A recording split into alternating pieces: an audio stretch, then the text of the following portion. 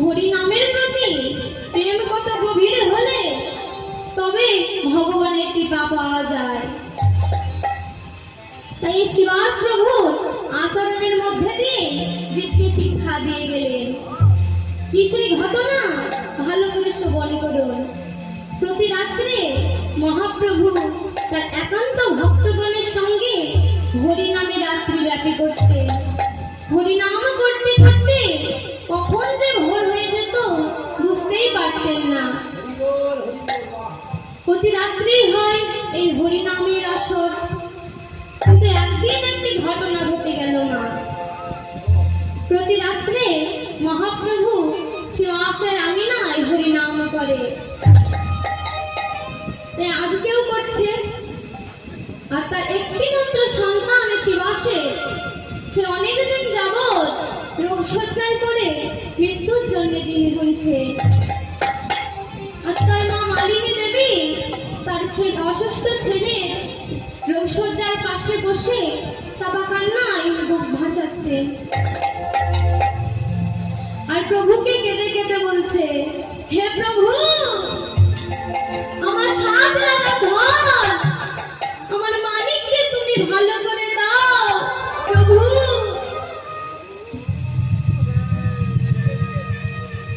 আর এদিকে তার পিতারও বড় চিন্তা, এই হরিনাম শেষ না হতে যদি তার একটি মাত্র সন্তান এই ইহকালের মায়া ত্যাগ করে পরকালে চলে যায়, তাহলে যে তার আঙিনায় হরিনাম বন্ধ হয়ে যাবে, হরিনামে প্রেম আসবে না।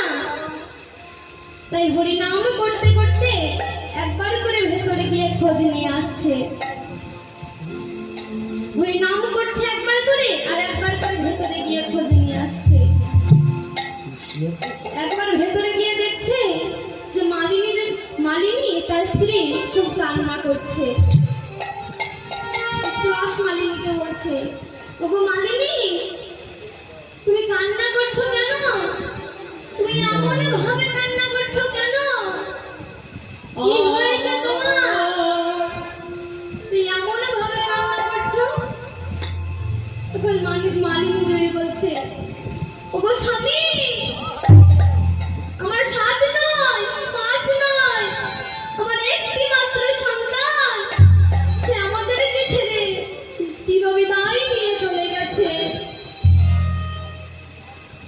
শিবাস বলছে, সে কি মালিনী? গোপাল, গোপাল, একটি বার সারা দে গোপাল, তোর এই অভাগা বাবাকে একবার বাবা বলে দাও গোপাল, গোপাল।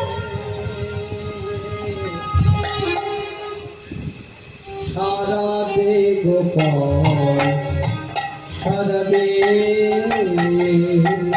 গোপাল রে, সারা দে গোপাল, সারা দে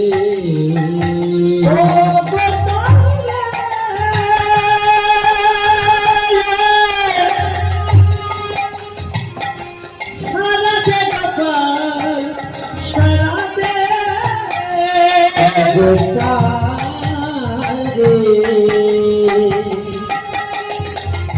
সারা দে গোপাল, সারা দে ভগিনী ববজে তো ডাকিছে তোরে, ভগি বাবা তোরে ডাকিছে তোরে,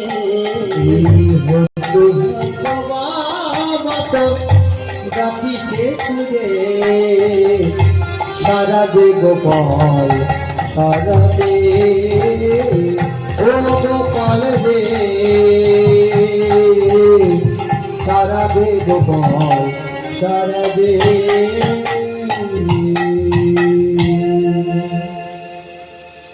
শিবাস তার বুকের ব্যথা চেপে রেখে মালিনীকে বলছে, ওগো মালিনী, তুমি আমার একটি আদেশ পালন করবে?